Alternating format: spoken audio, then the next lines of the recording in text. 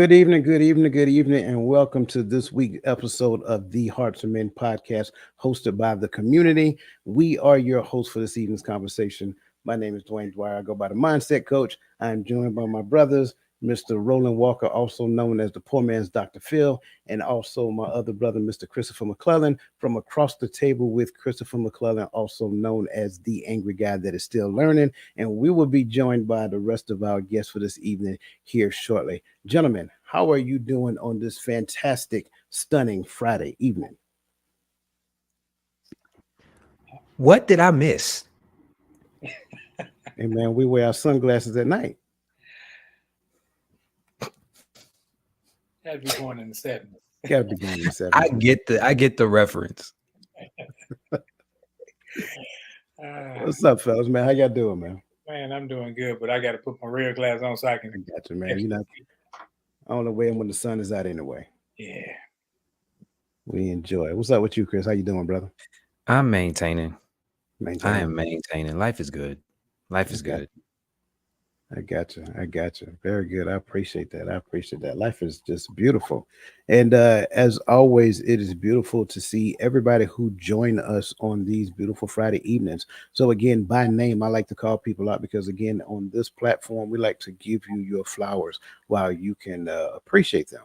So that being said, welcome to this evening show. Michelle Ray, Bernadette Simmons, Crystal Everett, Cassandra McKenzie, Brother Christian Barrow. Good to see you, my friend. May Bird, good to see you. Also, Miss Verlene McCoy and Miss Lisa Keys, welcome to the show. Also, for everybody who is out there who had not had the opportunity to get in the chat, by all means, get in the chat, announce yourself, because like I said, we like to recognize people on this platform. Also, if you have not had the privilege of being a part of this platform and subscribe to this platform, look in the bottom right-hand corner of your screen, put your cursor on the YouTube icon. You'll see a flyout. Go ahead and click subscribe and go ahead and click the notification bell. Hit the drop down beside it as well, because the drop down will give you the opportunity to click on the all. That way, you know every time that we go live on this platform. As always, we like to kickstart our day, our month off with a new theme. And since this is Men's Health Awareness, we want to make sure that that's what our focus is. But before we get into that, I want to go ahead and continue to acknowledge the fact that we are doing our monthly giveaways. Now, the month of October is gone.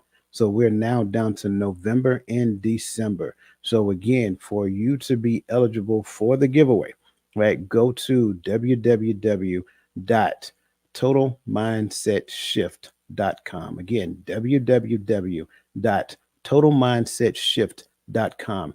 Register on the platform. After you register to become a member of the platform, right, then you just go to the general chat room, right? Go to the general chat, and at the top we have it pinned. Right, you're going to have to open it up, and then you will see two buttons in there. One says November, one says December. And you select the show that you want to submit your question in. And once we get it, we will actually look at them. We'll put it in the show. And if your questions are selected, you go into the drawing for that month. And we do a randomized drawing.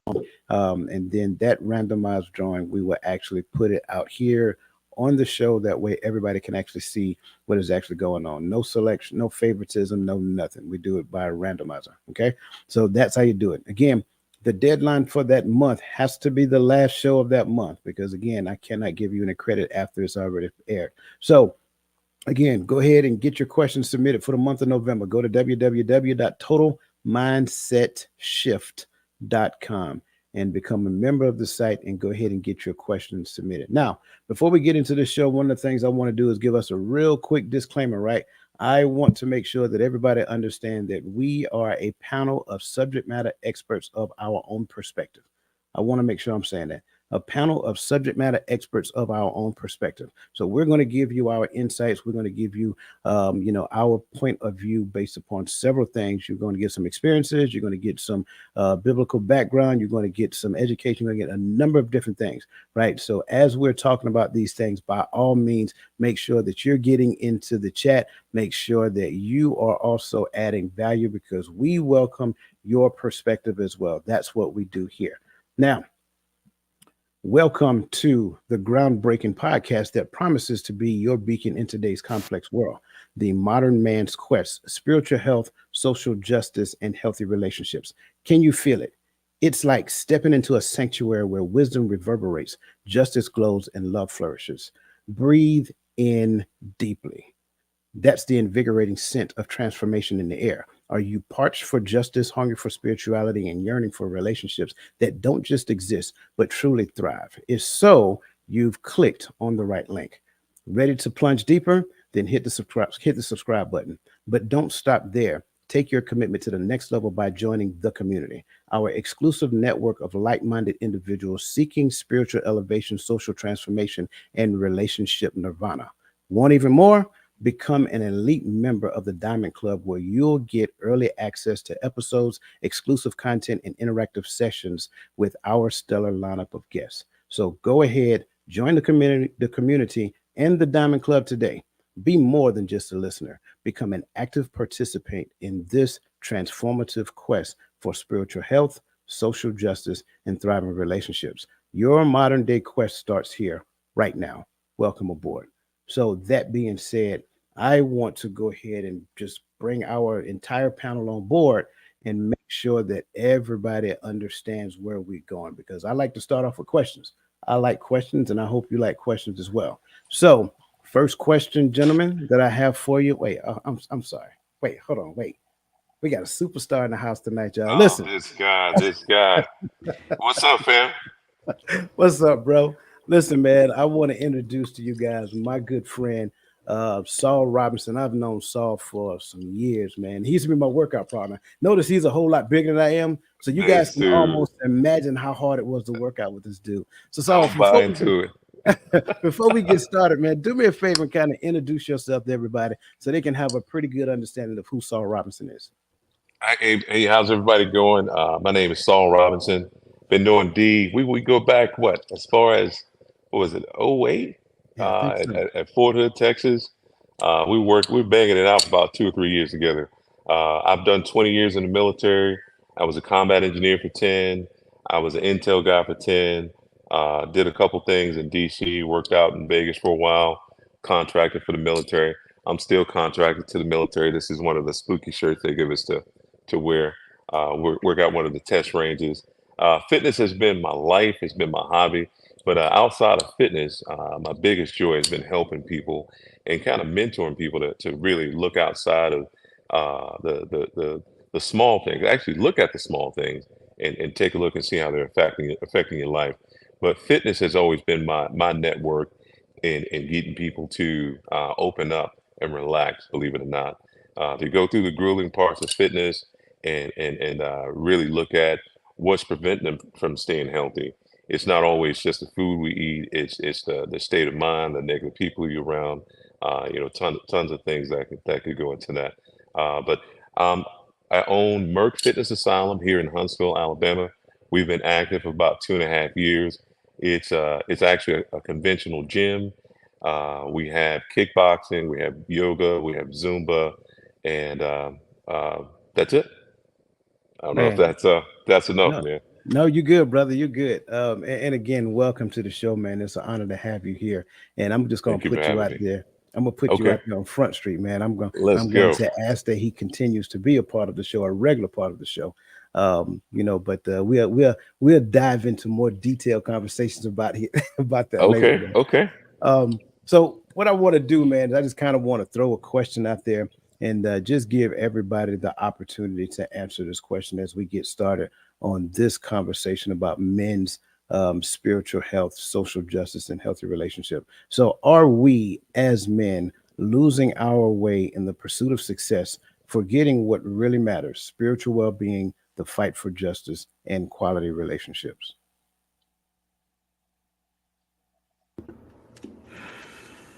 Is that just an open question? It's an open question, man. Whoever have at it first.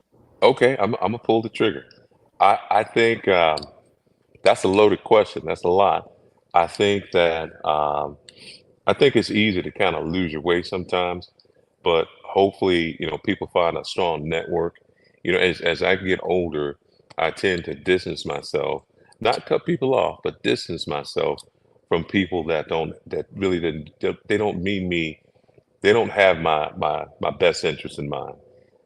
So um, I'm always trying to be a giver. I'm always trying to be the example. Um, there's so many times where certain men, you could say black men, are perceived a certain way, and it's all in how we project ourselves.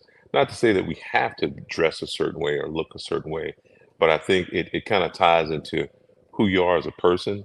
The first time you meet a person, you don't have a second chance to make that first impression. So I always live by that, and I try to tell my friends my network is very small, and me and the guys that I surround myself with, we're really focused on family life, taking care of our kids, bettering our kids, seeing our kids do better than do better than what we did.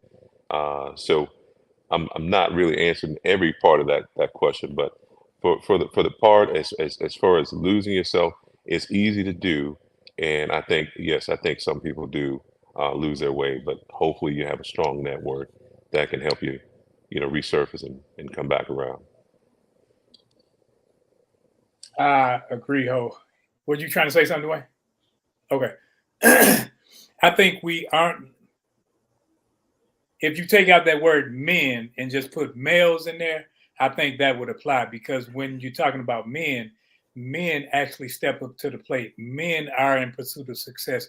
Men don't forget what really matters. Now, grown boys, grown adolescent young people that are male, they may forget about those things. They may not look at the prize, or they may look at the prize as being uh, money, as being just the success, and forget about family and forget about structure and broadening the horizons of everybody in their environment and pulling up their circle. So I don't think that men are. I think that when you get older, you have less of a tolerance for foolishness, which isolates you and puts you in a circle that's very small versus you being with running with the crowd. I would say no. And here's why. We as men just found out that it was okay for us to be successful. And we just figured out that it was okay to define what success is to us. You understand what I'm saying? Like, everybody has their own definition of it. Some people's version of success would be having a whole bunch of money and being able to do what they want to do financially and bring other people around. Some people's version of success is reaching a point in their life where they can actually have quality relationships and actually have an opinion in the fight for justice.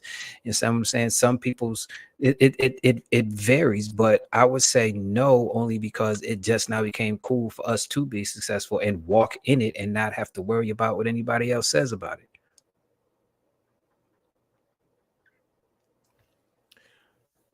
Man, I agree with what all these brothers said. But I would say for me, I kind of teeter totter in between the lines of yes or no in this aspect, right? And primarily because of the spiritual well being, I think we are in a time now to where men, but people as our people as a whole are starting to figure out the spiritual aspect, right? Because spiritual well-being may seem like you have good spiritual well-being, but if you are gravitated or attached to something that is not the truth, then is more damaging than it is well-being. So I think now people are in search. So I don't know if it's more of a lost sight of that aspect, or is it a I don't really know where to go, and I don't know who to trust and who to follow. And this is just what I get when I talk to people. Y'all know I like to talk to people. um, and this is the answer that I get, especially mostly from men. The women seem to find wherever they stand, and they go towards it. But a lot of men are in a place to where it's like, well, where do I go? So even though it seems like we lost sight of our spiritual well-being because we may not do a specific thing, but I think some men are in search for that. But when it comes to the idea of, and I feel the same way about justice, so I'm not gonna really hawk on that too much either, because I agree with what Chris said. I think we're at a point to where our generation of men finally see it's okay to have a position, even when it's not the common acceptable position, especially for men that look like us, to stand and say this. Like, I have to choose a side. I can't pick my own place to stand on the matter. And now we're at a place where we're like, yes, you can pick your place.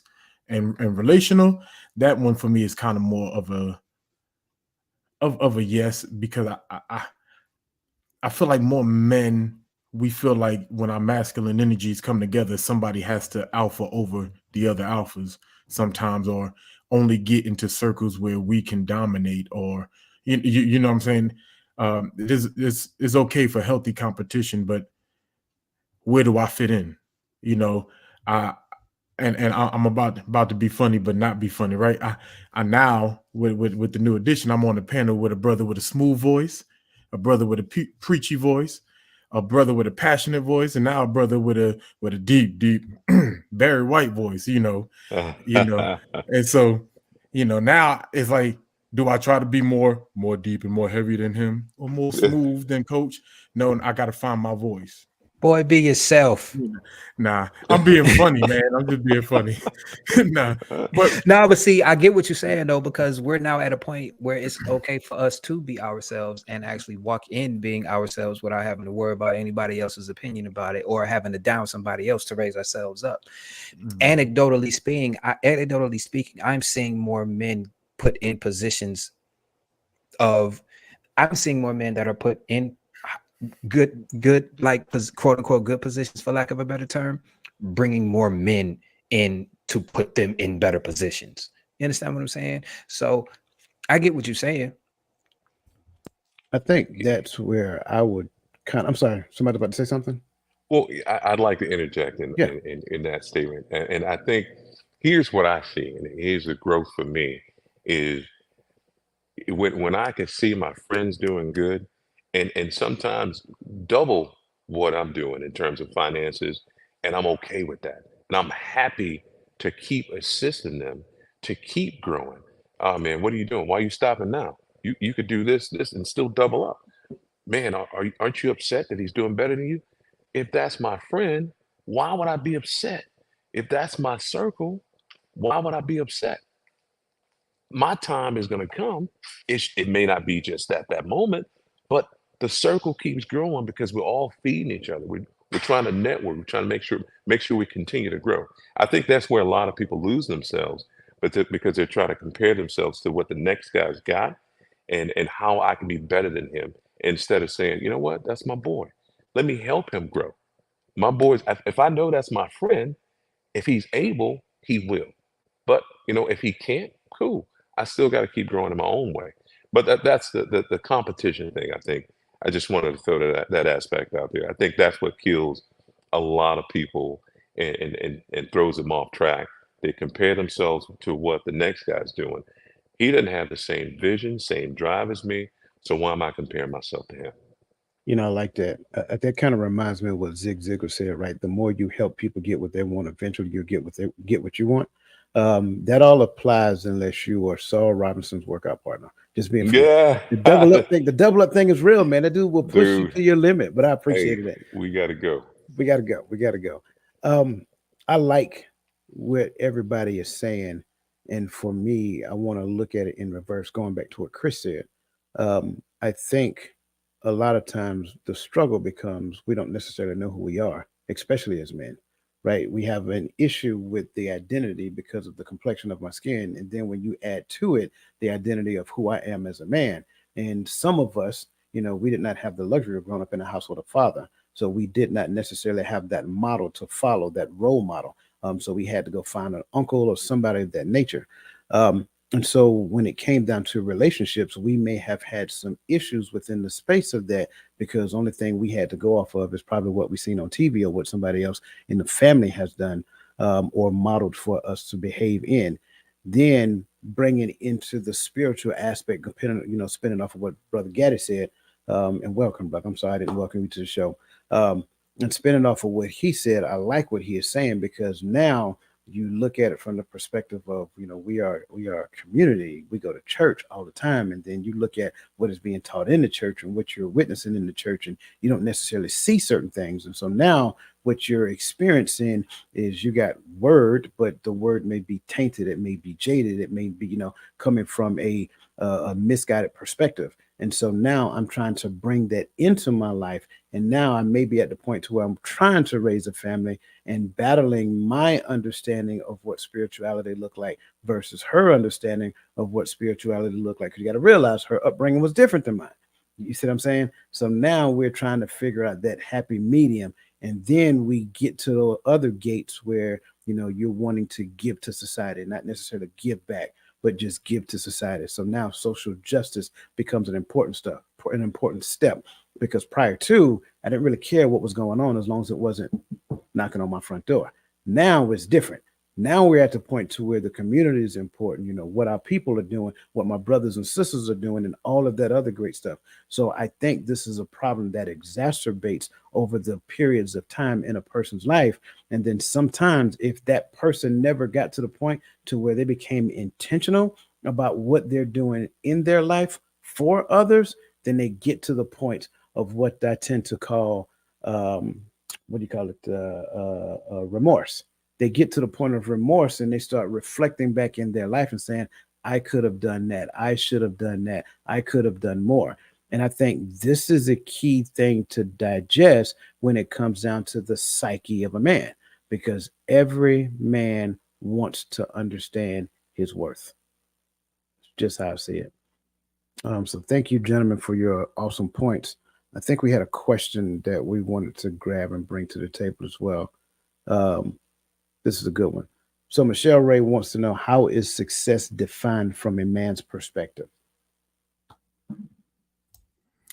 I'll jump on the bullet first, or on the grenade first on this one.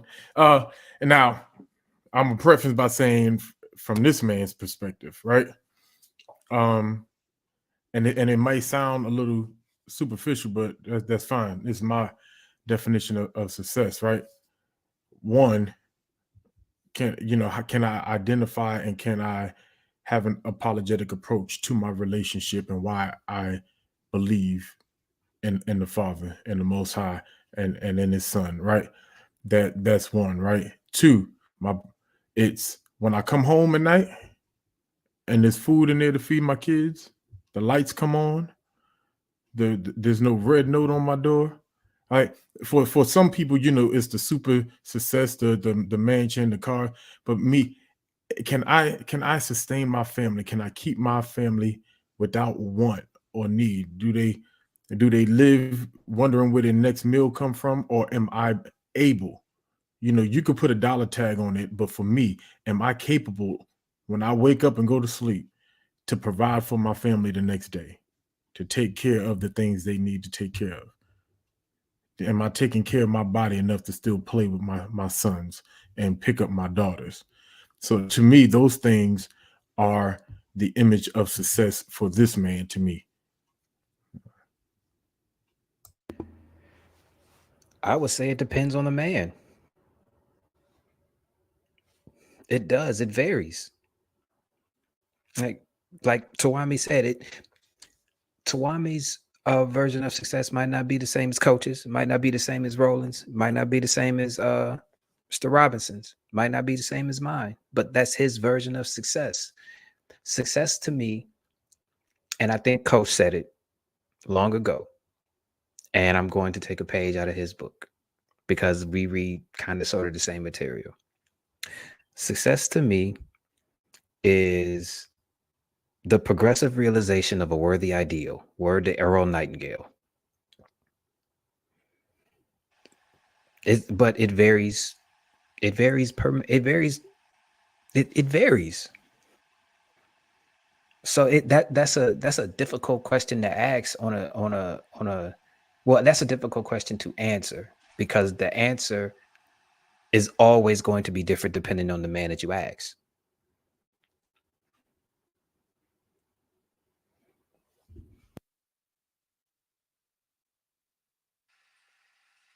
I'd like to step into that. And that's the biggest picture to paint, that every man has a different view of what success is. My biggest view of success for me was me and my ex-wife. We didn't agree on the name for my son. My name is Saul, and she could not understand why I wanted my son's name to be Paul. I wanted him to be a better version of me, right? It's not to say that Saul didn't find his way, right? He did, because he became Paul, but I wanted to instill in him the things that I didn't know growing up, the things that I wanted to know growing up. I got to meet my dad later on in life. He's in my life now, but I didn't have him always. So me having my son in my hands, I wanted to name him Paul. We couldn't agree on that. His name is Saul also, but to have your kid understand life better than you did. There's always that point in life where you look and say, "Man, I wish I knew then what I know now." And if you can pour that into your kid, I got a kid who listens to me, man. He soaks up what I say like a sponge. We have conversations over cocoa and coffee like two grown men. He's 14. He's in high school now, and I love it. And sometimes he'll come back to me and say, "Dad, you know what? I can appreciate what you said, but you ever think about this?" And he really gives me stuff to think about. So to know that he's thinking in that regard, man, that's a big pinnacle for me. That's a success point in my life, to see my kids understand life better than I did at their age, and doing much better than I'm doing, or hopefully, by the time they get to my age. Man, I love it. I don't know why I went last. I should have went before Saul. He come with that. No, Yeah, man, you that's good. touching. It's like, oh, the lady like, oh, that's, they give a hug. I knew better to go first. I knew I right. love it. But as these brothers said, that's an individual thing, because for me, being this close to death, and now my definition of success is any day I get to wake up. I get to wake up. I don't care what's going on. It could be raining, it could be freezing outside. It don't matter to me. But I get to wake up and my mind is set on whatever purpose that I'm pursuing. And I can do that. I'm a success. My kids good. My house is fine. Even the grandpuppies. If everything is, I wake up, I have a chance to help everybody else be better. I have a chance to do something for somebody else, because my purpose ain't just for me. So at the end of the day, I'm looking at it like, hey, I got to wake up. Everybody did. I'm listening to everybody, and I'm loving everybody's rendition. That's what I'm gonna go with. Everybody's rendition of success. But I have to go back to what Chris said, because that was my point. That's where I was going to go anyway, right? Earl Nightingale's definition of success, right? A progressive realization of a worthy idea. And I think if these men were to articulate the entirety of their lives like 15, 20 years ago, they may have been in a different place. So success may have looked different. 10 years later, success looks different. Another 10 years, success look different. And I think that's kind of like what the definition of success is for most men, right? I think everybody at some point is in survival. They're looking to make sure that the bills get paid. They want to make sure food is on the table. They want to make sure all those things are happening. Everybody, the electricity is on. It's warm when it's cold outside, and it's cool when it's hot outside. All those things happen. Everybody's in the provide and protect mode. But then, as you mature, you start like nurturing, and you start coaching and teaching like those children, to get them to the space to where, like my brother just articulated, to where they're thinking and processing. They're not moving through life like robots. And your goal is to make them better earlier and faster, right? You want to make sure that you equip them for what it is that their life's purpose is, what their life's calling is, right? And then I think ultimately everybody gets to the point to where I want to know why I exist on this earth. I think there is a yearning that exists in the gut of every man to get to that point. It may not be today, but it may be 5 years from now, maybe 10 years ago, or it might be right now. And it may just start as a little like a little ember, and then get to the point of a full-fledged flame later.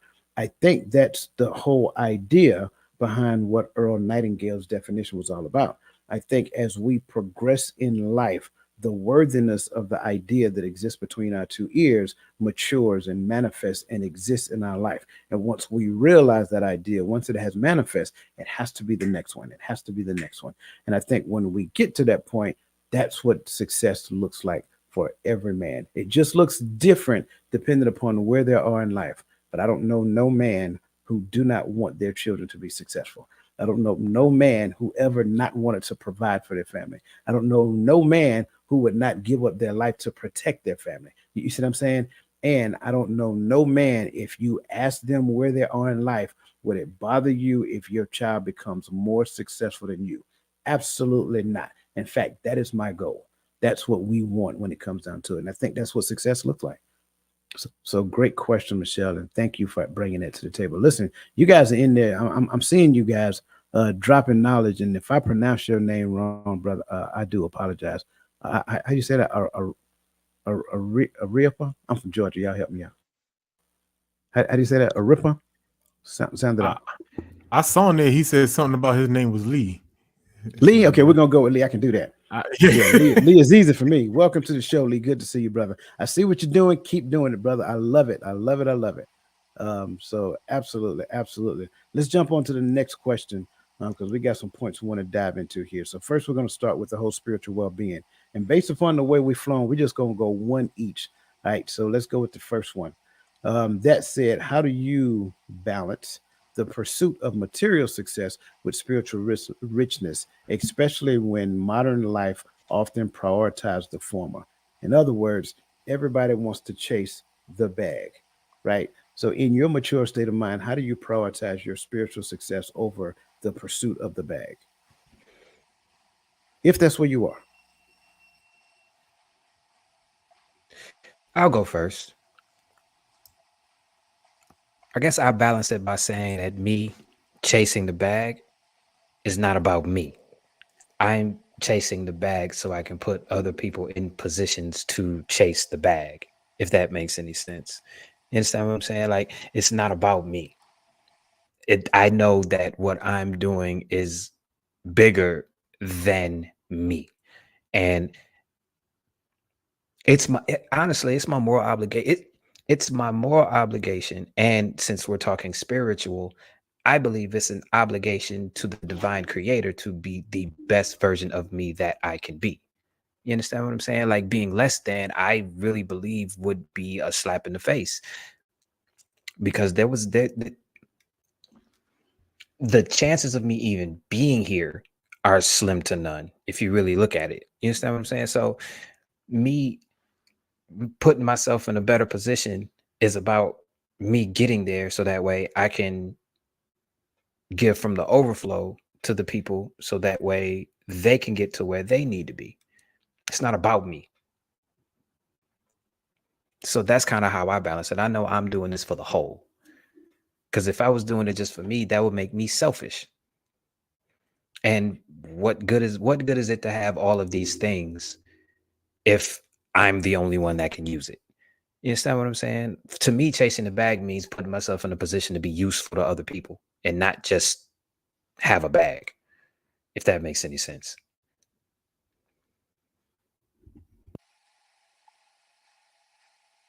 That definitely makes sense. And from me and the things that I've gone through, and D, you may not have known this. I think right before we met, I think I told you about my motorcycle accident at Hood. I had a 15% chance to live.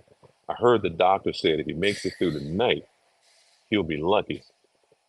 I slapped the doctor with my good arm because I had a broken arm, broken collarbone, 7 ribs, collapsed lung, bruise. I can go on down the line with the crap that was wrong with me. But I had a spiritual belief that it wasn't my time, and I knew I was going to live. I woke up several times in and out of a coma, hearing people praying over me, man. That was powerful for me.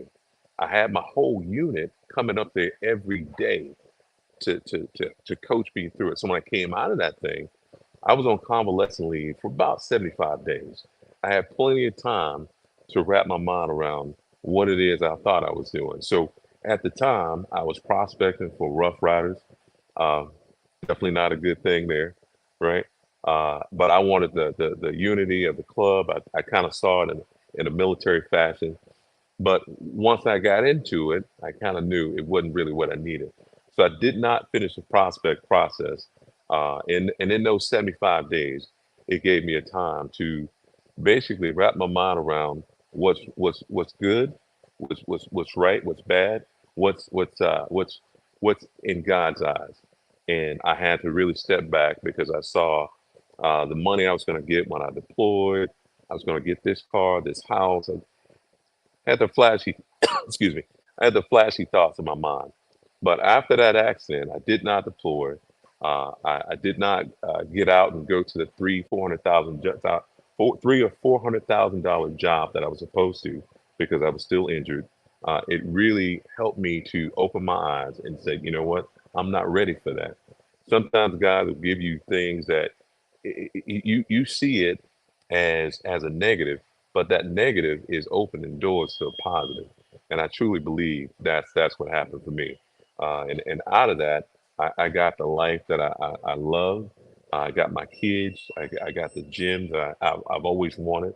My desire is to help people through fitness and nutrition, and also from a mental aspect. So it helped me grow spiritually, and I didn't even know it. And when I had so many people coming to pray with me, man, it brought tears to my eyes every time that so many people cared that much to pour that into me. That's why I say your circle, man, is so important. They say the people you surround yourself with, those are the people you'll become like. So I always go back to, that circle you surround yourself with. It means a lot. If your circle don't pray, that doesn't mean you don't have to pray, but that negative, it finds a way of creeping in there. So me prospecting for Rough Riders, that was going down a dark road. God put a stop to it real quick.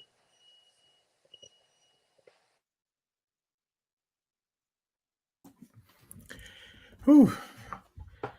So mine is pretty simple, I think.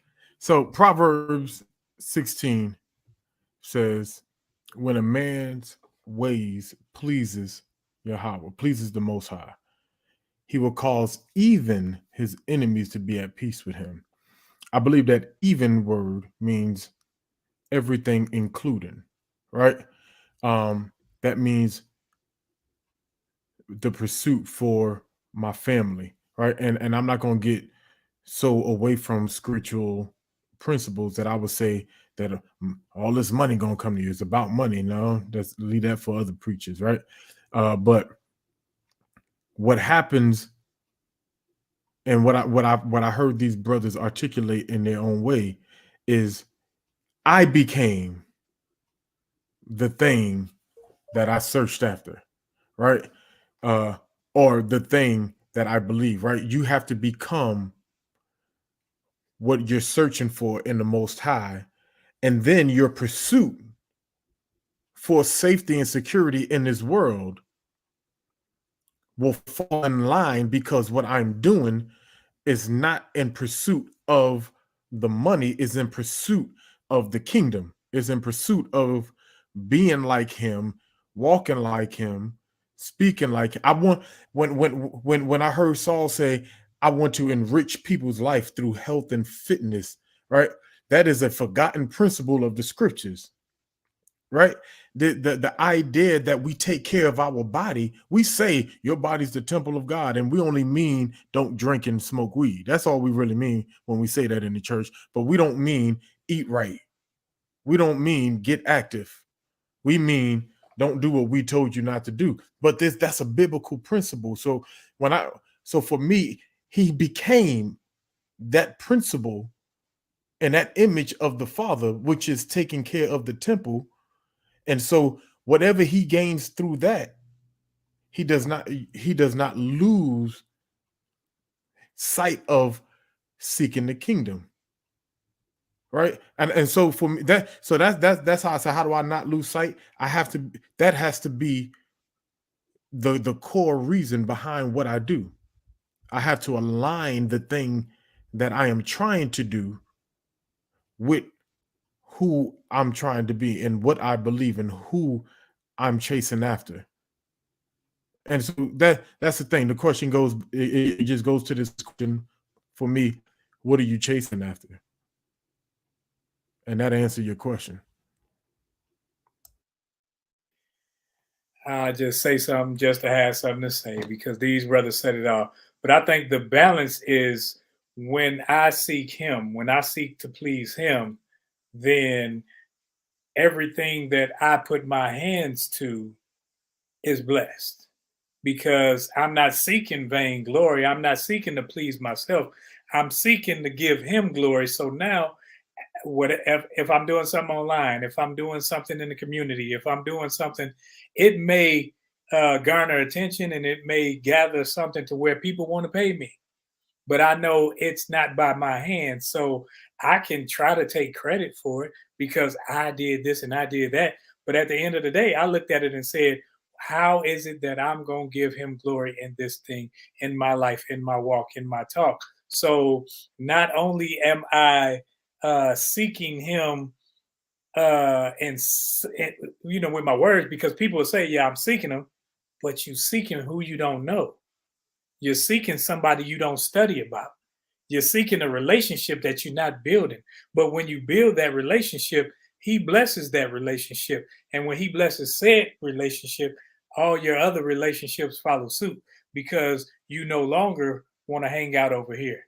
You ain't trying to be a rough rider. Been there, done that. I was with you. That speed virus and all that back in '08. So yeah, you seek Him. You seek to please not self, not flesh, because flesh always gonna have the next thing and the next thing because you always desiring something else. But when you desire to please Him, you can never get enough of it, and the balance can never be outweighed with what you receive on the back end. Man, I mean, bro, I'm with you. It's kind of hard to follow up after all y'all. I mean, you guys, I mean, you pretty much covered every basis. And as I'm looking to all of the messages that are in the chat, man, they're cleaning it up as well. I am in agreement with everything that is said. I think it kind of starts off by, going back to what I said previously, right? Understanding those gates. I think balance, when we consider balance, we look at the scale and it's being equal sides. And I don't think that is balance when it comes down to us. I think balance for us is understanding, number one, who we are and who we were created to be. Understand what He had in mind when He created me, and understand that the bag, per se, everything else is a resource that is stored up here, and He is the source. So if I pay close attention and I get back to the source, focus my time, energy, and efforts in the source, so I can become intimately intertwined with His being. First, I got to understand who He is. I got to understand what He said. Then I got to understand what He said about me. And then I nurture, like Roland said, I nurture that relationship so that I can understand why these other things exist. That the bag was never supposed to be our primary pursuit. He was always supposed to be our primary pursuit. So I pursue Him, right, without question. Now, I'm not going to lie, years ago, that wasn't the case. I'm not going to sit here and talk about like, hey, I came out the womb like this, bro. This has always been me. No, absolutely. Just like these brothers told you these brothers over here, right? Just like these brothers told you to ride motorcycle. I did not ride motorcycle, but I drove a car like a motorcycle. Just telling the truth, right? But at the end of the day, you got to realize everybody goes through their stages. Everybody goes through their phases because everybody at some point think they're bulletproof. But at some point, something in life is going to happen to say, hey, all of this stuff may feel good, but it ain't good. This is the thing that is good. And initially, it's not going to feel good because you get to look in the mirror and you get to see you. And then when you humble yourself and prioritize Him over your selfish wants, over your selfish needs, over your selfish desires, then what you'll find, like the scripture says, right, He will give you the desires of your heart. You realize that He becomes the desires of your heart. That's why He gives it to you. And when you focus that, then all these things will start happening. You don't focus on that. This just happens. This just happens. This just happened. man, people say, hey man, yes, you are blessed. Well, thank you. I appreciate that. But he's the blessing. Right? That's how you have to look at it. Like he is the blessing. I appreciate all that he's done for me, and there's absolutely nothing I can do that can ever repay him. And so when I look at it, getting back to what everybody said, making sure that I honor this thing, I feed it right, I keep it active, I study, I pray, I pursue. Brother Saul, I like your story. When your testimony in relation to your accident, and you talked about praying, because I'm gonna go on a limb, and I think just about everybody on this panel, I think a lot of the things that you experienced in your life is because there was a grandmother who prayed for you while you was out in the streets. And trust Oh, me, I'm who's you telling you, telling? I'm Yeah, telling you, definitely, yes, sir.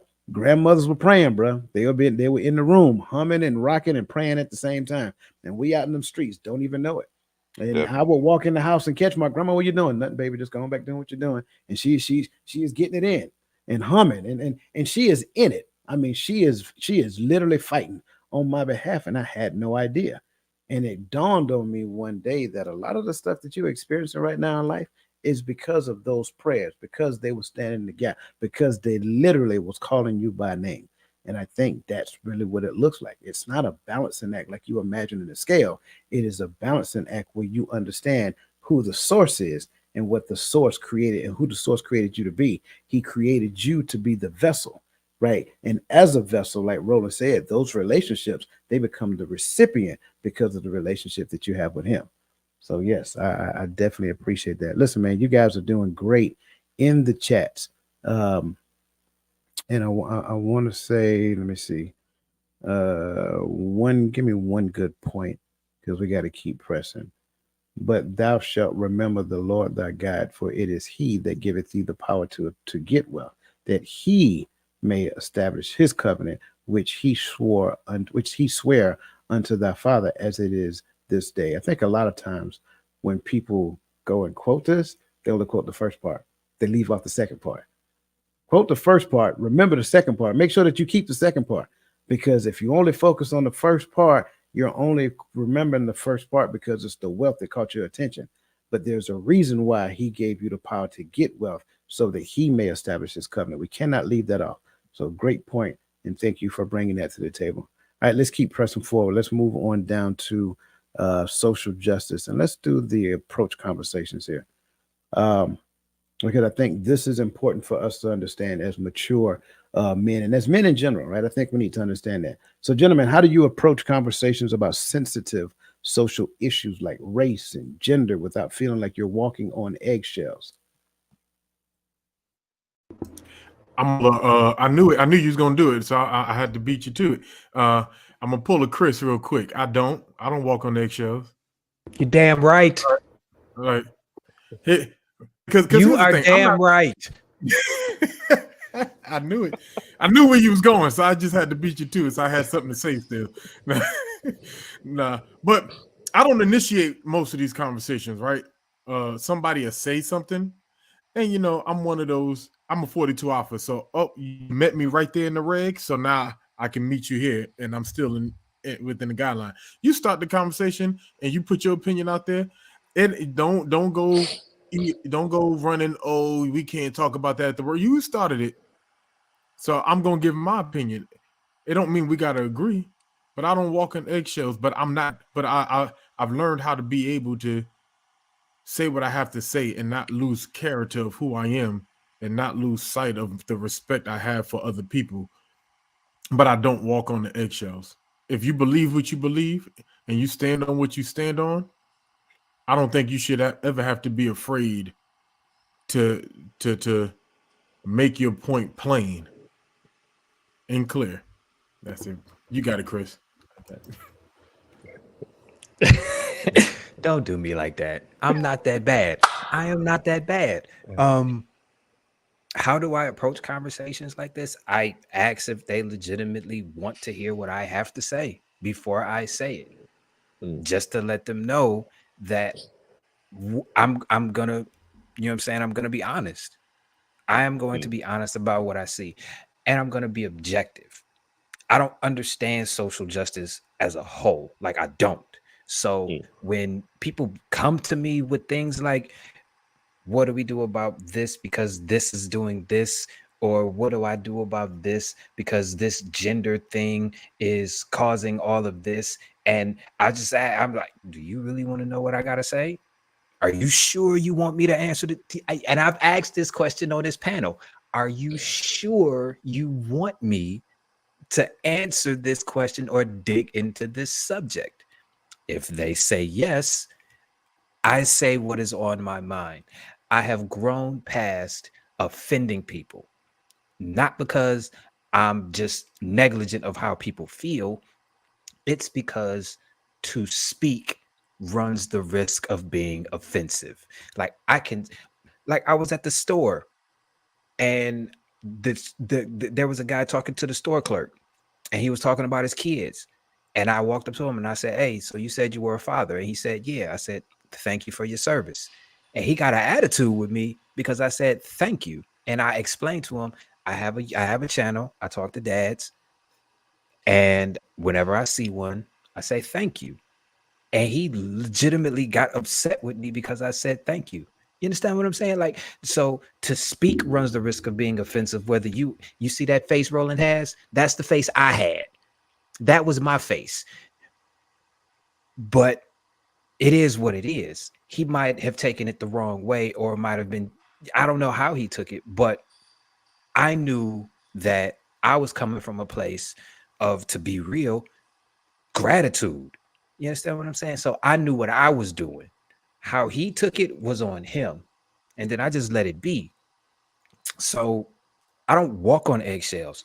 I say what's on my mind, but I'm not above taking into consideration that what I say may offend somebody. But it is what it is. You guys are probably going to start calling me the storyteller because I got a story for everything, right? So here it is. I'm a civilian and I'm at work. I'm the only black person in the room of about 30 people. So this guy asked me while Kaepernick was doing his thing, "Hey, Saul, aren't you tired of Kaepernick messing up the game?" I stop. I look around the room. I said, "Well, what do you mean by that? Protesting the game." I said, "Do you understand why he's protesting the game?" "No, aren't you upset?" I said, "What is he doing?" He's interrupting the national anthem. You were a soldier, aren't you upset?" I said, "Well, okay, do you want me to answer the question or do you want me to paint to the narrative that you just presented me?" He says, "I want you to answer the question." Every pen stopped writing, every head turned my way. I said, "Okay, here we go. We didn't open this box." I said, "Well, let me ask you this question." I said, "Have you ever had a gun pointed at your head and being surrounded by four cops?" Some people laugh, some people like, "Huh?" He's like, "No." I said, "Okay, well, I have." I said, "I was in a very wealthy neighborhood, multi-million dollar homes. I'm driving to work. I'm on the night shift. I'm in DC. I get pulled over. Cop pulls up behind me. Another cop pulls up behind him. It's a four-way stop. We're at the intersection. I'm in the turn lane. Two other cops park at opposite sides. They get outside of the car. The other two cops get out behind them and behind me, and one cop comes on the left, one cop comes on the right. The cop on the right, I can see his flashlight shaking. I said, "Man, I'm about to die." So I said, "Okay, what can I do to make this dude feel comfortable?" I rolled down all four windows. This dude immediately drew his gun. "Freeze! Freeze!" I'm telling this story to these people. They're like, "He's lying." I'm like, "Nah, dude, this actually happened." Guns pointed at my head. The other guys asked me, "Hey, sir, where you going?" I said, "Well, hey, man, could you do me a favor?" He said, "Yeah." I said, "Could you ask your partner to put your gun down?" He didn't even notice the dude had his gun pointed at me. He said, "Hey, Tom, put your gun down." Huh? Tom was so nervous, it's almost like he didn't hear the other dude talking to him. So finally, he puts his gun down. I said, "Hey, I'm going to put my hands on the dashboard. Is that okay?" He said, "No, you don't have to do that." I said, "No, I feel comfortable. So you know my hands aren't reaching for anything." Put my hands on the dashboard. He said, "Where you going?" I said, "I'm going to work." "Well, where do you work?" I said, "I'm not at liberty to tell you that based on the classification of my work." I said, "Well, I have a lanyard on that has a crest. If I can pull it up, it'll show you where I work. If you live in this area, work this area, you know what I do." So I pull it up. He says, "Oh, he's one of them." Let's go. I say, officer, got his badge number, read it to him. Could you tell me why you pulled me over? He said, you were driving suspiciously. I said, what does that look like? He said, you were doing 40 and a 45. Have a nice day. Told that story. I said, okay, so now knowing that, I've been through that. I said, so can you understand how I can appreciate Kaepernick? He said, well, what about? I said, no, no, no, no. Let's not switch subjects. Let's stick to this topic. You open the can. Let's go ahead and pour it out. Can you see how I can appreciate Kaepernick? Whole room's like, wow, yeah, yeah, go Kaepernick. Narrative change. He didn't like that. So I don't know. I don't tap dance around it. I don't try to approach it because people don't like to hear what I got to say. My voice carries a bit when I get a little excited, get a little upset. So I try to keep myself at bay. But I couldn't avoid that topic, that conversation. Had me about to kneel down right there. How do I approach conversations about sensitive social issues? I love these topics. One, because I know if someone approaches me, I don't just go out and approach people with conversation. I'm not going to do it because everybody's not emotionally intelligent enough to have this conversation. So I ask them, what do you gain your truth from? Who establishes truth? If you tell me biblical, cool, we can have a conversation all day, but we got to talk and we got to allow the other person to speak. It's not one of those conversations where I'm going to try to get get all mine out and keep shutting you down because that's not a conversation. I will talk, you listen. You talk, I will listen. And if we can do that, I have any conversation.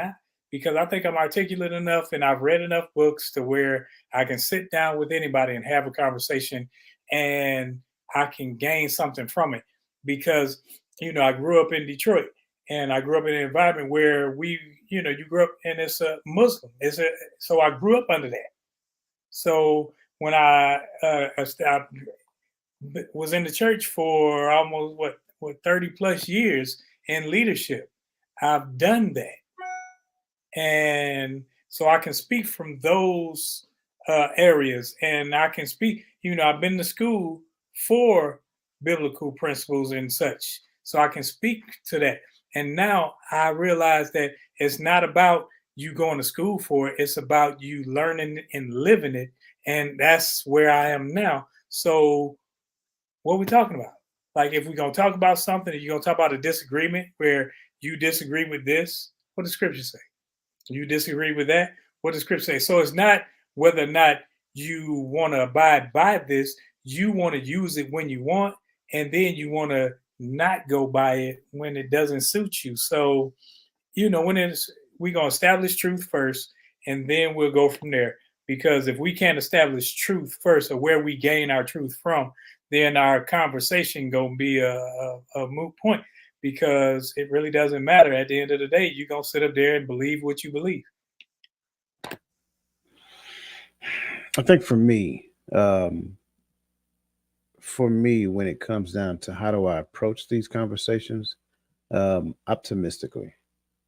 I think I like to look at it from the perspective of this is an opportunity for me to learn something, and vice versa. But for the other person to learn, I have to have a posture of wanting to learn first. I think one of the things that we need to do is that we need to understand is that we must do it first, right? Be the change that you want to see in the world. So if you want respect, you must first be respectful. If you want peace, you must first be peaceful.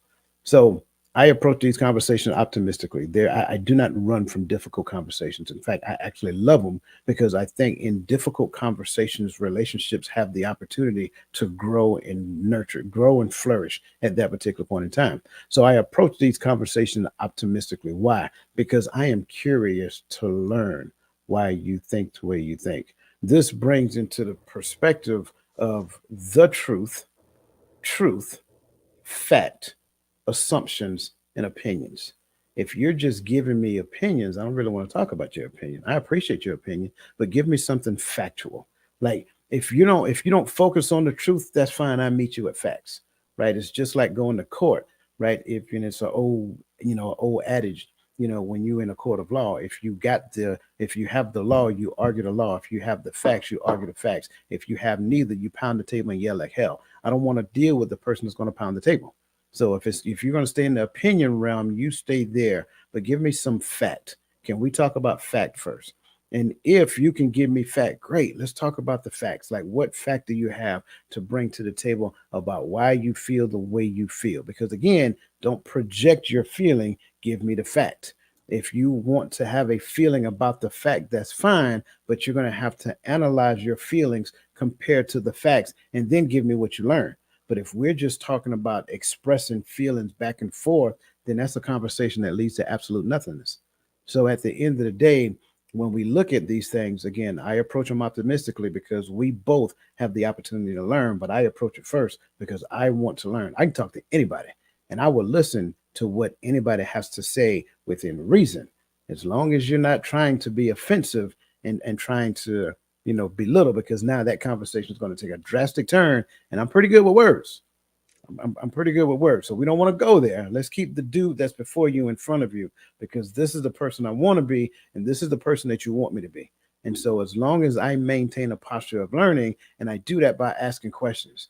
So help me to understand why this is so important to you. Help me to understand why your stance is so rigid. Help me to understand why this. What happens if, right? So these are the questions that I inject, because now the person is starting to analyze and think. It's not just emotional outbursts. They're actually having to think and respond to the questions that I'm asking. But I'm in a space of wanting to learn, right? That's my posture. I'm in a space of wanting to learn. I'm not attacking you with questions. I am asking you in a very curious fashion. And as you're responding, I'm like, okay, I get that.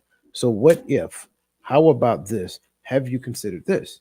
And then eventually that conversation is going to start unfolding. I never looked at it that way. Okay, so let me share with you from this side, like Brother Saul just said. Let me share from you from this side what it's like to be in that position. Let me share on this side what it's like to be in those shoes. Like, oh my God, I never knew that happened. Exactly. You won't know it happened because it's not on your door. And if it's not on your doorstep, it doesn't affect you. And if it doesn't affect you, you don't really care about it.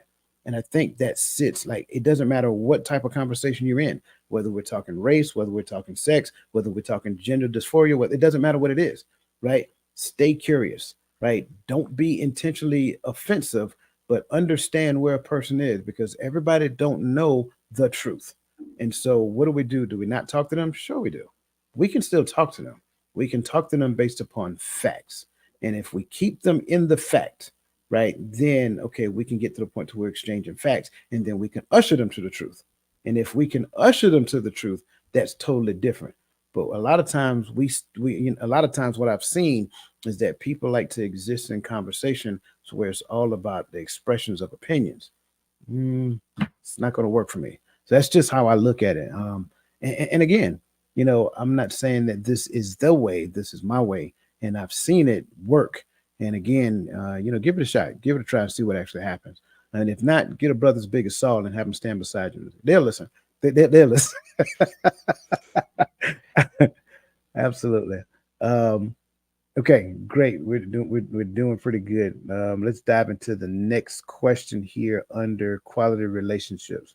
Okay, let's go with the nope. I don't want that one. Conflict. I like conflict. When conflict arises, what strategies do you employ to handle them constructively rather than taking the easy route of cutting ties?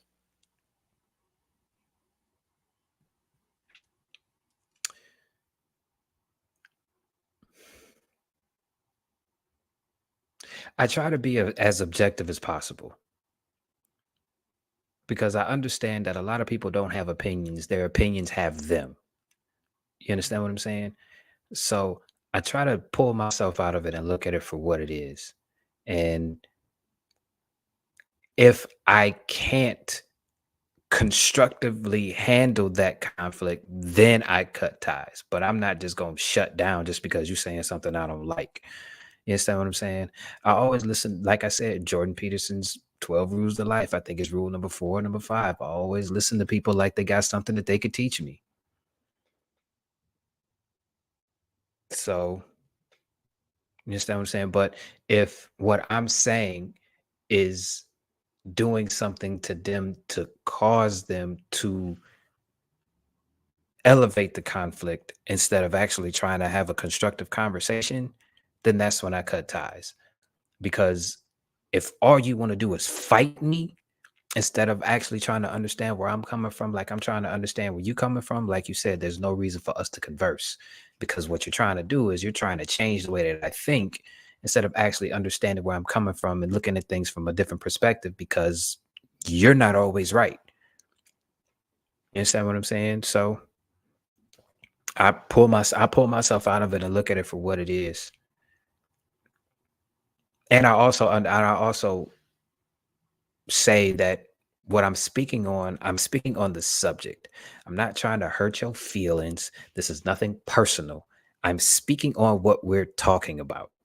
You understand what I'm saying? Now, if what we're talking about is so intertwined in who you are that you can't tell the difference, then that's where the conflict will arise. No matter what I say, you're still going to think that I'm insulting you instead of saying, okay, he's just talking about this. You understand what I'm saying? So I pull myself out of it. I look at it objectively. I try to see what I can gain from it. But if there is no gain in the conflict, I cut ties, because really I don't have a choice. For me, I think my personal growth in conflicts have come from facing people that approach me in a negative way, and it was power, man. And when I tell you, it felt good because I was able to smile about it. When somebody approaches me in a negative way, and I'm able to say, you know what, whatever he's got going on, it's got nothing to do with me. It's something he's battling inside. And I'm able to not match his negative energy with negative energy. I'm able to ask him a question. Hey, man, what can I do to help you? And that changes the whole narrative because he's expecting me to combat him in his negative way. And I just gave him an olive branch. I gave him a reach. Hey, man, what can I do to help you? What's going on with you? And if they continue to try with the negative energy, and I don't give in to the negative energy, and that's all they want to do. Second and third time, okay, hey, it's obvious we can't have a conversation. Talk to me later, man. And I'm able to walk away. That is power because the '08 guy, 2008, he wasn't able to do that. But the guy you see before you, I'm telling you, man, it is powerful to know that a person has an issue in their life. I just happen to be the person in front of them that's receiving it at the time, and I'm able to digest it in that way and not combat his negative vibes with negative vibes. So that is my biggest approach to conflict. But I'll give him that three strikes you out. As long as it doesn't get physical, I'm able to pull out. If it does get physical, I'm still able to pull out to a certain extent. But that's my approach.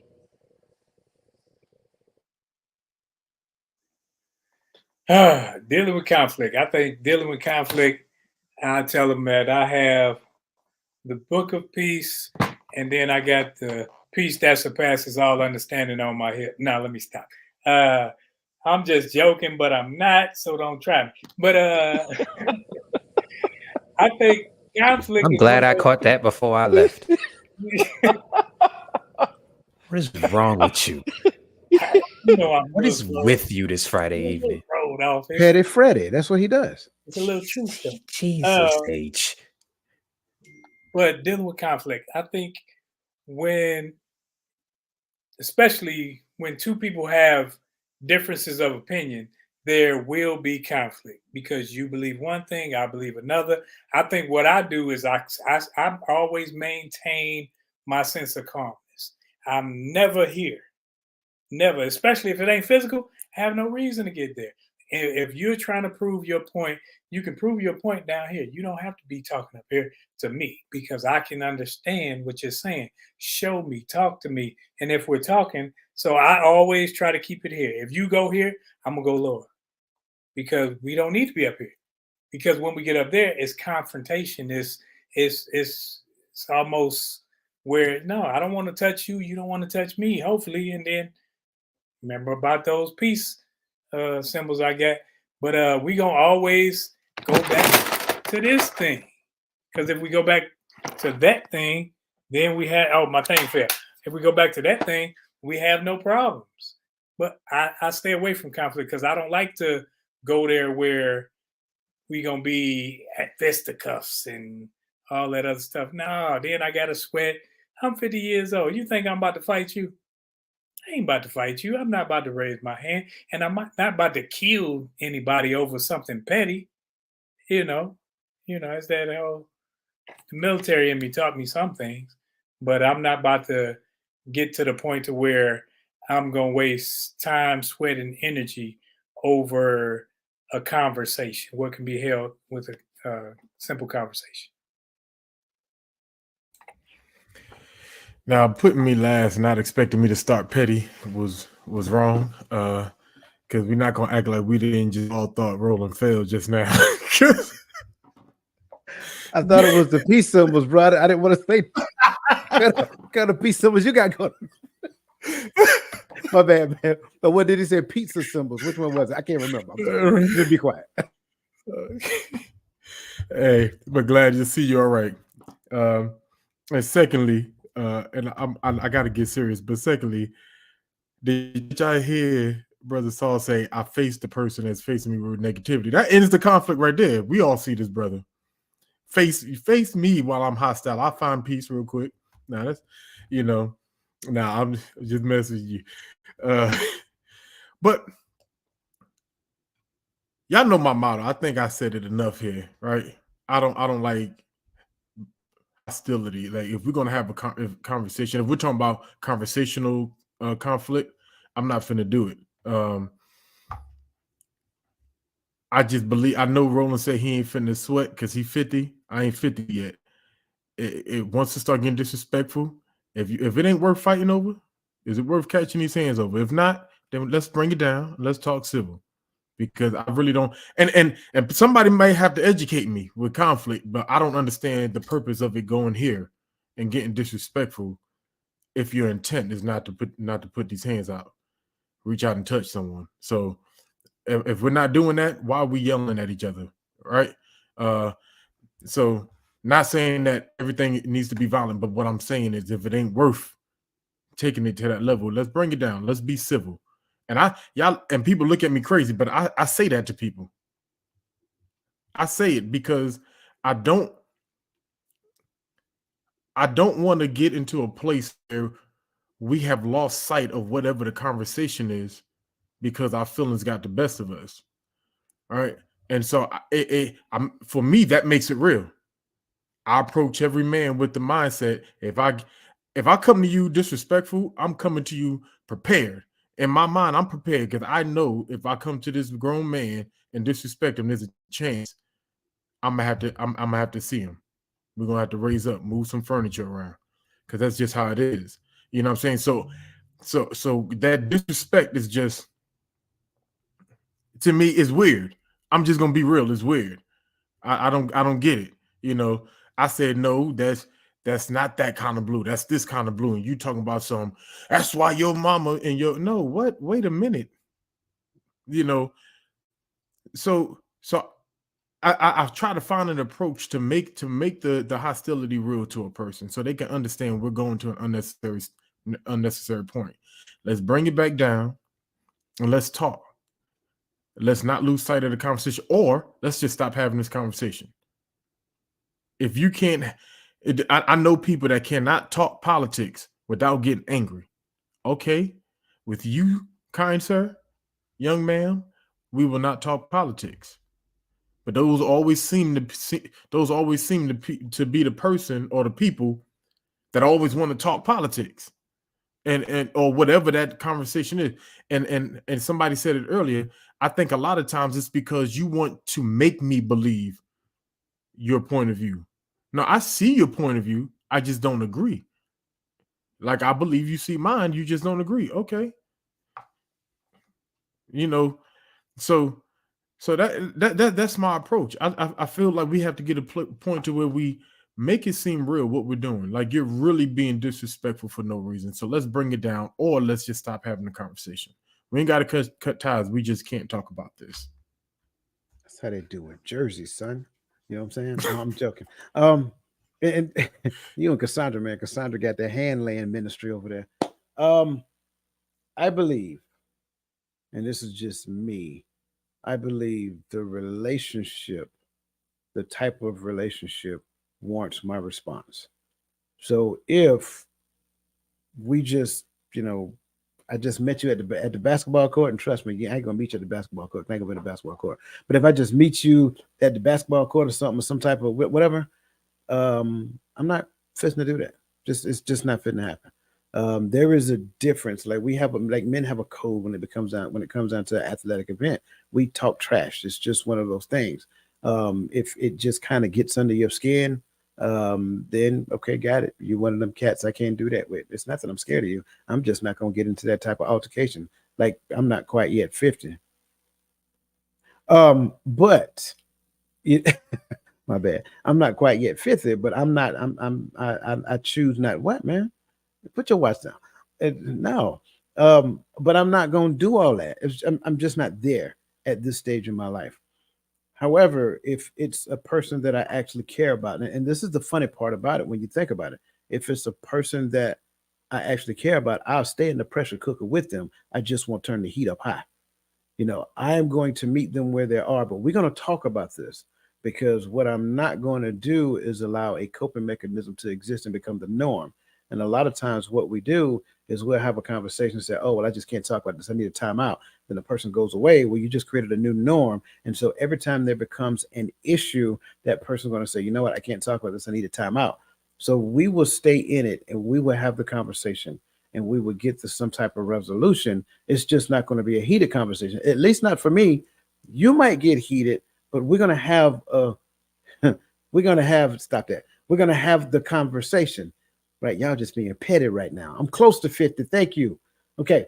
So we're going to have the conversation. We're going to talk about it until we develop this thing called an understanding, not just okay, I don't want to talk about it no more. No, we're going to talk about it to where there becomes an understanding about why this situation existed, because I don't want to visit it again. I think that's important, right? Because it is important for us to take the risk, take the necessary risk for the sake of relationship. So again, my response to conflict is determined by the type of relationship. If it's just kind of like an associate, I ain't got time for that. We good. All right, then whatever. We can have a disagreement and I'm good. But if it's somebody that I really care about, we're going to talk about this. We're going to come to a resolution and then we're both going to walk away from this conversation with an understanding so we don't have to revisit this thing again. And again, we got to be careful because there's a lot of bad information that comes down the pipeline. I don't care who it comes from. I'm saying it. I don't care. Right? There's a lot of bad information say, hey, just walk away from it. No, but when you walk away from it, you're walking away from the situation. You're walking away and you're creating a new norm. So every time something happens, you're just going to walk away from it. Now, I will say this: if you guys are about to, go fisticuff, now walk away from that. That's totally different. Ain't nobody need to go to jail because you're trying to come to some resolution. Forget that. I got to leave. But that's totally different. But if you guys can maintain some degree of civility and stay in the conversation, control your emotions, and have the conversation, then you can achieve this thing called understanding. And in all that getting, you're supposed to get an understanding. So I think that's important for us to understand. So I'm sorry, go ahead, bro. I'm sorry. I just wanted to carry because you brought up a good point that made me think like the type of relationship, but also the type of conversation. Like if it's a crucial conversation, you have to stay in the fight if the relationship is worth it, right? Uh, if it's like, like for me, I'm talking about, people that just like to have, barbershop conversations everywhere, but they can't handle the conversation when people disagree with them. you know. So I think it is definitely important to understand the type of conversation you're having makes a difference. We're not finna yell and holler over Trump or Biden, you know what I mean? But if we're having a crucial conversation about our relationship, or about something that is hurting our relationship, if it's a crucial conversation, it might get heavy, it might get emotional, might get heated, but somebody has to keep their head and stay in the fight. I agree, sir. And as long as we remember one simple rule, everything will be all right. That's it. If we keep that in mind, all is well. That's just it. So that that being said, listen, man, I want to just thank everybody. We appreciate Brother Saul Robinson, man. If you guys want to see Brother Robinson be a normal part of the show, just put a one in the chat, because I really, it is always good talking with that brother, man. We stayed on the phone, he and I, for about 45 minutes to an hour one day, just catching up. So again, if you want to see Saul Robinson be a normal part of the show, put a one in the chat. But as we get ready to close out, we're going to go ahead and dive into our final thoughts, because this is always what the bittersweet moment at the end of the conversation look like. So we're going to start with Brick City first, then we're going to go to Detroit, then we go come on. So that being said, Brother Gaddy, you got the floor. Oh man, thank you all for this great conversation. Chat, y'all was on it. Um, but one of the things I think we have to realize, and I love this conversation, is that each one of us, though we are slightly different, we equally matter, right? In the aspect of our community and in the aspect of our relationships, we equally matter. No one is greater than the other, right? Our positions are different, our anatomy is different, but equal in our importance to the fight. And so if we can approach each other with that understanding that what you have and what you bring and who you are is just as important as who I am or what I bring or what I do, then I think it alleviates some of the tension that we have when it comes, in conflicts that we have when it comes to living and when it comes to doing the thing, because I understand that the bigger picture is us, not me. And that's in everything. And the only picture that is greater than us is the Most High, because He's the only one that sustains us. Right. And so we must first build our communities on Him, build ourselves on Him, build our communities on Him. And then we could say what the Most High has brought together, let no man put asunder. And that's His people. So let's stand together. Let's keep our heads up, and let's remember the man to your left and your right is just as important to the fight. Love you. Gaddy over here dropping bars. I think when it comes to this topic, I'm appreciative of it because it's near and dear to my heart. One, because it's how I'm trying to live. Like, none of us are perfect, and that's not an excuse, but it's something that I'm striving for. I'm striving to be the perfect friend. I'm striving to be the perfect brother. I'm striving to be the perfect husband, father, all these things. And this community gives me the opportunity to talk with like-minded people, to look at comments from like-minded people where I can grow. And that's establishing healthy relationships. And as we establish these healthy relationships, we realize that we can talk about anything, because at the end of the day, it's all about us growing. It's all about us changing behaviors from bad to good. It's all about us seeking His face and seeking to give Him glory. So I'm simply appreciative that I've been given the space and opportunity to be in line with you guys and gals. You know what I'm saying. So I'm not even looking like I'm offending anyone. Uh, but I'm just appreciative, and I thank you for being that family for me, my cousins out here, where we can have these conversations and dialogue about the topics that most people don't want to even touch. And most people don't want to touch them because it'll make them grow. It'll make them have to change. And if I see something in here where it's like it goes against the standard, then I realize, like, dude, you got to change. And it's only for the better. It's not for me to get in my feelings, but it's to better me. And I appreciate you for allowing this space.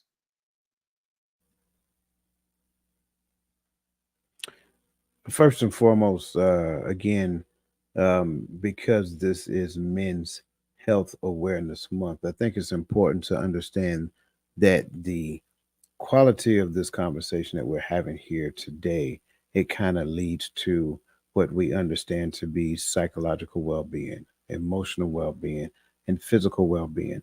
I think that's one of the things that we must keep in mind as we have this conversation. A lot of times we look at certain things and we just look at the talking point and we analyze the talking point, but we don't consider the bigger picture. What is the bigger picture? The bigger picture is the well-being of the individuals that we're talking about. Now, let's make no mistake about it. We're middle age, and I use that term loosely, by the way.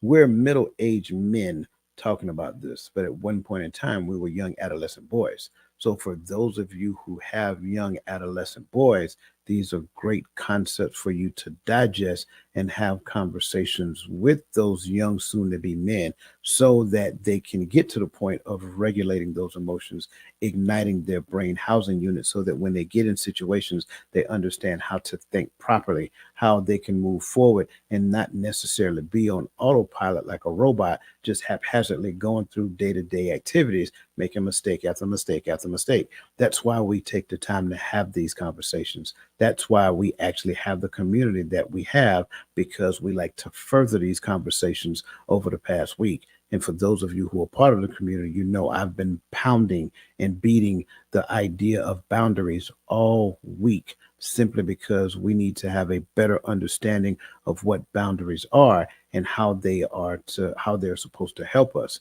They're not weapons, just like we're not supposed to take our emotions and use our emotions as weapons against everybody else. So, with that being said, just join the community. Click on the link, join the community. It's free, it's fun. We talk, we communicate back and forth, we ask questions, we challenge each other. We got a trivia going on right now that ends tomorrow morning.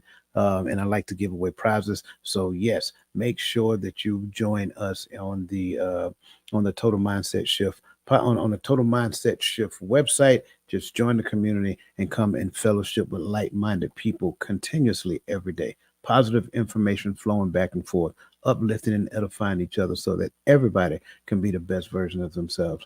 So, with that being said, again, I want to give a shout out to the panel. Again, I appreciate you. Brother Saul, if you're still listening, man, we appreciate you. And again, I need to holler at you real quick because I need you to be a permanent part of the show. Because look, man, you got a unanimous vote. Everybody wants you back, bro. So again, that's just what we do.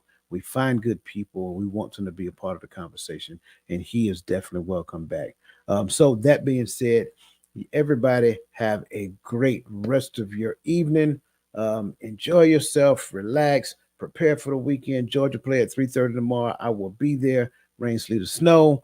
So listen, until we see you guys next week, same time, same channel on the Hearts of Men podcast. Be a blessing and bless somebody else.